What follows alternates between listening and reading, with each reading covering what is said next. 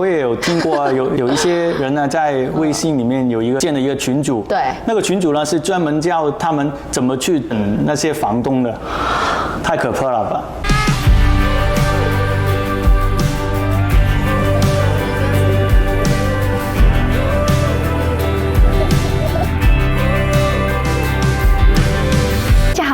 我是米娘，欢迎来到我们频道。今天呢很特别，也是请到我们在多伦多新认识的朋友 Jarvis。Hello， 那 Jarvis 是来自于香港的朋友，我们怎么认识的呢？就是我们也是在脸书上的社团认识的，主要也是互相交流在加拿大的一些资讯。那 Jarvis 目前是自己一个人来多伦多，那未来也有可能是全家人一起过来。对啊，应该计划是下一年，可能是明年。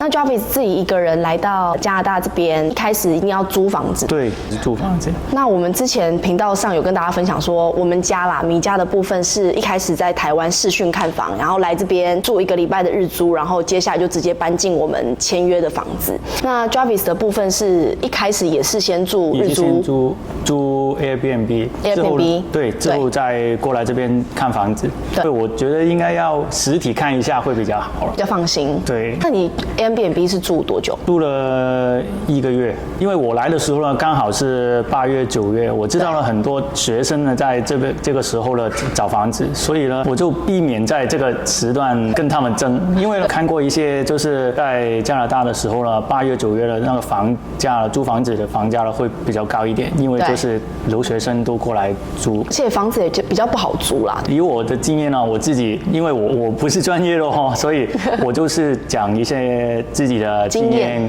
还有经历而已。我一开始呢是在 Airbnb 先住了1个月，过来这边的时候呢，我就去约一些 agent 去实体去看房子。其实呢我自己呢在找 agent 的时候呢，之前呢我就已经有看一些那些区域啊是比较适合我的，因为其实我过来这边呢，是1个人住，但是呢我要考虑到可能明年过了这个冬天，可能我会把家人们接过来一起住，所以呢我就特地去挑选了一些比较适合我们的房子还有地区。我刚来这边呢，我没有车，就自己1个人，其实挺方便的。但是如果有小孩、有家人的话呢，就是要考虑比较全面。所以你主要考虑哪些部分？学区还是说学校、公园？学校的话，我就先不急，因为我女儿就才2岁，才2岁多，所以呢，我就先把地点呢就选择在比较近一个地铁 TTC， 所以是交通第一考量。对，因为没有车子的话，如果你是住在 Markham 啊，或者是 Scarborough 啊那些地方的话，你没车的话呢，都住不了。对，等于不方便。对，另外一个呢就是要有超市哦，超市，因为你采买什么？采买的话，如果走太远的话呢，就很不方便。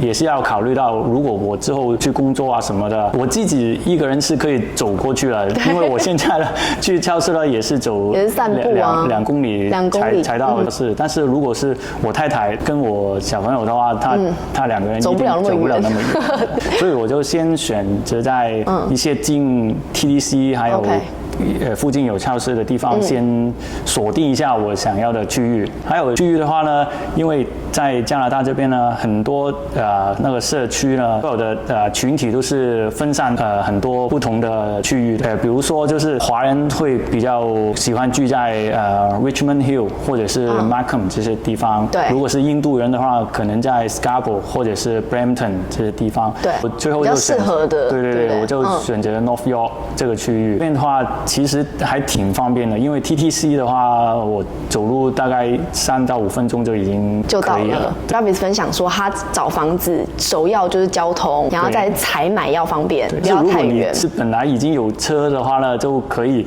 选择比较多的区域，而且租金的话呢，可能会更低一些。也差很多。Jarvis 目前住在区是北约嘛？北约。对，所以那边其实就是很多华人会聚集的地方。我们上次有去那边走一走，然后发现那边餐厅什么真的都是韩国国的啦、华人的啦，然后都好好吃。但是跟downtown其实有差啦，因为downtown就是地方人比较多，汉堡啦、披萨什么的，西餐类。所以认真说，我觉得是没有那么适合小朋友。可是上次我们去北约那边，拉面啊什么都好好吃哦。对，很多都有，就是附近一条央街的什么都有，应有尽有。对小朋友，其实如果来的话，我觉得确实以区域来说，其实大家可以考虑北约那部分，那边比较多华人区，饮食上也比较方便。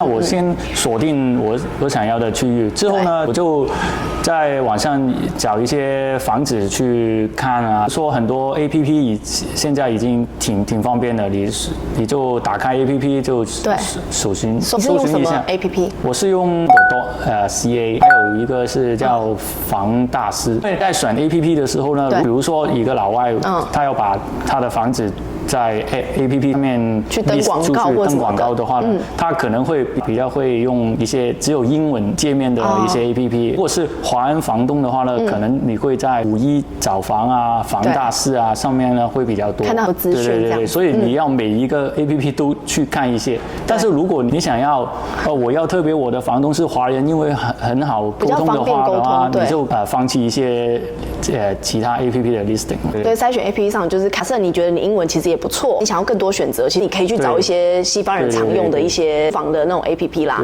那如果你觉得可能我就是英文没有太好，我只想要中文的话，可以就是参考刚刚 Jarvis 提到那2个 App 去找房子。对，其实加拿大在这方面挺友好的，因为如果你是英文不是很好的话，也不用担心。比如说你住在华人多的地区啊，有时候你可能去外面就一句英文都可以不用讲。之后呢，在 APP 上面看了很多 listing 之后，我就 listing 的上面的 agent 呢，我就联系一下。其实有很多的 agent 呢，都一定会很积极的想要带你去看。对，因为代理有分很多种的，因为代理的话有一些是主要是卖房子的，有一些是租房子，有一些租房。对，还有分呢，就是我是卖家的 agent 或者是 buyer 的 agent。如果你租房的话，要找一个专门做租房的。对，因为如果你找到一些买房子的话呢，他们可能会不聊你，就是不会认真去处理你的事情。对，因为他可能卖一个房子赚好几十万，就是你过来一个几千块的，我当然不会花时间在你身上。对，你在搜寻上可能也是看需求啦，你到底要租屋，你是要买屋，说联络过的那种 agent 那就没有意义了，浪费时间了。因为很多 APP 里会遇到各种的 agent 都是登广告，比如说你去小红书那些就很多是登广告，但是如果你私讯他呢，会回你讯息这样子。对，所以就是你要找到一个好的 agent， 适合的 agent 去帮助你。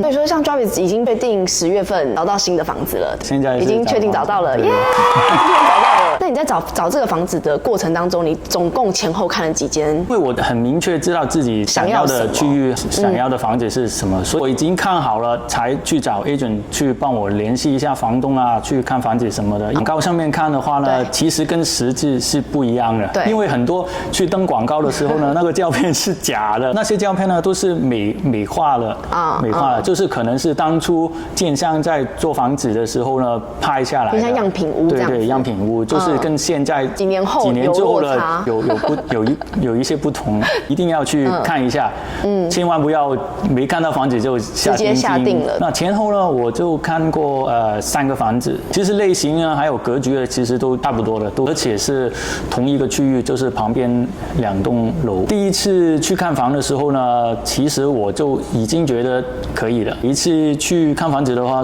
如果是跟照片里面不是相差太远的话呢，其实我已经符合我的要求了。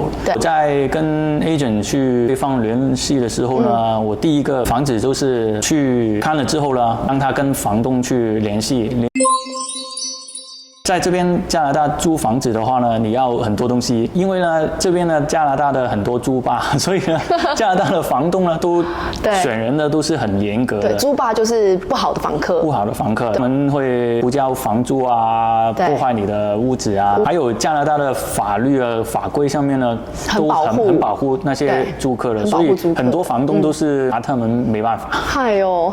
变成我们租房子的时候呢，就会变成累一点，很累，过程程上就比较繁琐啦，跟我们想象中那种去看个房子觉得不错啊，赶快跟房东签，当下签，完全不是这样，对不对？完全不是这样。当时联系了房东啦，因为我是刚来，如果你在这边租房子的话呢，资料你要有 credit report， 你的信用评分。信用评分的话呢，如果你新来的话呢，其实是没有了。信用评分是指有点像，你在这边有用一些信用卡啦，或贷款啊，还款记录等等，还有一个分数，对不对？对，如果是你是良好的还款记录的话呢，你的分数会一级会累积上去。但针对新移民，其实完全没有这些记录。对，那这样怎么办？所以我就没办法提供。但是呢，因为我之前在香港是这些资料的，你是说在你香港当地，但是只是香港当地的，在这边的话就是不适用。我在香港的评分是很高的，我是 excellent 的哦。另外一个就是我过来这边呢，他们要求的是你的收入来源，他们很注重啊。我有提供给他所有资料，还有我户口里面的存款一些证明，对，资产证明。对。但是呢，我不知道第一个房子是不是因为对方的代理啊，就是比较懒。对，我不知道我提供的信息有没有去到那个房东里面。你是说中介在传达当中是不是 miss 掉了？对，因为呢，第一个房子是我已经资料交给他，还没有正式下 offer 哦，就是资料给他之后呢，就等个2个星期都没有回复，是一直在等。这边房子的话是比较急嘛，因为我在这边是租1个月，如果这样下去我就等不了。对，所以我就决定就是马上要看另一个房子。租房的话跟买房子有一些不同，因为买房子的话可能有很多买家都是同一个时候下 offer， 对。但是呢，如果是租房的话呢，可能2方的代理就想要那么繁琐的正式的文件啊，所以呢，他们就会之前先跟房东沟通好，这个客人你可不可以接受？你说 agent 先跟房东沟通，对，是对方的 agent， 不是我这边的 agent。哦，所有沟通都是通过我这边 agent 跟他们那边的 agent 是在处理的。哦，所以会有2个 agent， 一个是 agent 跟房东联络，一个 agent 是 for 租客。所以我刚才就说，我不知道我 agent 已经给他们那边信息了，但是他们有没有给房东传信息？但是对方有没有跟房东沟通呢？我就不知道了，因为他也没有给我正式的回复，也没有叫我下 offer。因为呢，在租房的里面呢，如果你贸然去下一个 offer 的话呢，会有一点唐突，有点唐突。对，因为如果你下了一个正式的 offer 的话，他必须要回应很多文件，走正式的流程。因为他所谓的 offer 是指说我要付1个月或多久的定金吗？还是他只是签约 offer？ 只是签约，不用付钱，定金都不用。因为我下 offer 之后呢，他会有一个回复给我，他可以回复是接受或者是拒绝，或者是他可以给你一个 counter offer， 就是你下了 offer， 我的条件跟我好像有点出入，他就会 counter offer 给你。对。但是如果房东愿意看他 offer 给你，其实他都有诚意去谈的。他 offer 并不是说你给什么定金，是有一点说，你觉得你满意这个房子，对，就这样子，等于丢出这样一个讯息，就是至于他接不接受，就是等于我看完了，我满意，就是我开出，比如说我2600，1个月2600，我下个礼拜就搬进来了，这个条件你可以吗？我就给你一个文件，你就看完之后呢，你就看可不可以接受，如果接受的话，就给我一个回复，这样。那如果不接受或者是什么条件内要改，你就注明跟你讲说，要改什么。所以，但是在租房过程呢，他会先不要下 offer， 先沟通好，他决定可以了，你再下 offer。所以第一个房子我就没有得到确认，可能他把我当成后备了，也就是说备取之类的，可能还有很多人也要租，可能他想要有一个更好条件的租客，所以就让我等。就第2个房子了，我就去看了之后呢，就是对方的 agent 叫我们可以下 offer 了，但是呢，我们下了 offer 之后呢，很奇怪，他又不接受，因为我的 agent 之后跟我联系一下，可能是对方的 agent 误以为他的房东可以接受，但是下了 offer 之后呢，原来不是这样的，所以他就拒绝了 offer。OK， 他就直接拒绝了。对，拒绝就还可以再谈嘛，就不行。他如果拒绝就不能谈了。对，觉得了他应该是同时有几个 offer， 所以他就可以选择。因为他们注重的其实不是租金，因为那个 offer 呢，我当时呢是下了2650块，但是呢，他最后成交的话呢是2600。哦，所以反而是便宜的价格租给了他理想中想要的租客。对，所以呢，加拿大的房东呢，就是不一定要看你的价钱。OK， 他宁可挑他觉得对 OK 的放心的租客，其实也蛮正常的。你就可以想象一下，你的屋子租出去，如果我遇到一个不好的房客，又破坏我的屋子啊什么呢？就是几十块，那不是几十块可以解决的。对，这个省不下来的。了解，所以那是第二个。对 ，agent 当天找到另外一个房子是刚 list 出来的。这个房子我是之前在 APP 没看过，当天去看第二个房子的时候呢，当天就有第三个房子出来。对，是我的 agent 看到，这个类型跟你看的一样，符合你想要的。对，他就事先已经帮我约了。对，所以我当天问我。他很负责任哎。对啊，挺好的，挺好的。所以之后呢，我就看第三个房子。第三个房子就看完之后呢，其实我是没有下 offer 的想念，因为我当天我是想下在第二个房子嘛，所以就把它变成后备。对，但是之后几天呢，第二个房子叫我下 offer， 但是没答应我，就比较惊讶。如果你不接受的话，为什么当时要叫我下 offer 呢？对，所以之后就选择第三个去下 offer， 就是你10月份要进来这个。对。如果你是刚来没有什么 credit report 啊，说可能要建立一下房东对你的信心，可以怎么建立？很多方法了，就比如说你财力够的话，你可以先给他看你的资产的证明啊，或者是有时候呢很多租房子的话呢，可能房东会跟你约一个面谈 interview。正式吗？还是就聊天？我没试过，但是我听过是有的，我觉得是应该是比较随意一个面试。OK， 其实这个也是一个挺好的机会，因为其实他认识你，你也认识他。对，你可以选择这个房东啊，这个房东会不会很麻烦啊什么的？人家面谈你其实你也是了解对方，而且这个是很好的机会，你可以表现你自己是一个很好的租客。我之前还听说有一个朋友讲说，他去找房，就一样是租房子，然后他还准备了2、3页那种正式的报告，然后后面还要贴生活照，什么跟朋友合照啊、爸妈合照之类，就证明他是一个很正当的人。然后面试啊，提供一些保证人等等。这个太正式了。因为这边可能房东像你刚刚讲了，很怕遇到一些租霸，对，所以就是无所不用其极，希望你可以好好证明自己。对，有听过啊，有一些人呢，在微信里面建了一个群组，对，那个群组呢是专门教他们怎么去整那些房东的，太可怕了吧？但是大家千万不要，因为不要加入那个群组。对，因为你可以交不起房租，那就不要租。但是如果你这样的话呢，你就是损失的就是你的人格。那我好奇 agent， 你请 agent 的话，这样子你的那个佣金要给他多少？是从你的不用，因为在加拿大租房的话呢，所有佣金呢都是房东，所以你这边完全不用付什么。对，无论是在买家那边，就是租客那边的 agent， 还是房东那边的 agent， 都是由他来付。以前像台湾的话，就是租的人，我记得好像要付1个月，是我们都是要付，也是差不多，但是就是1个月。房东跟租客各付1个月，这边你说不用，反正基本上就是房东。那这样还不错哎。那大家如果来租房子，是可以考虑找 agent。最后很恭喜他，还是找到就是自己很喜欢的房子，10月份要住进去了，希望你一切顺利。我们之后还有机会就可以跟 Jarvis 聊聊，说住进去之后觉得这个房子的优缺点，然后看看有没有机会我们可以去 room tour 一下。好，来到加拿大的朋友们一定都会。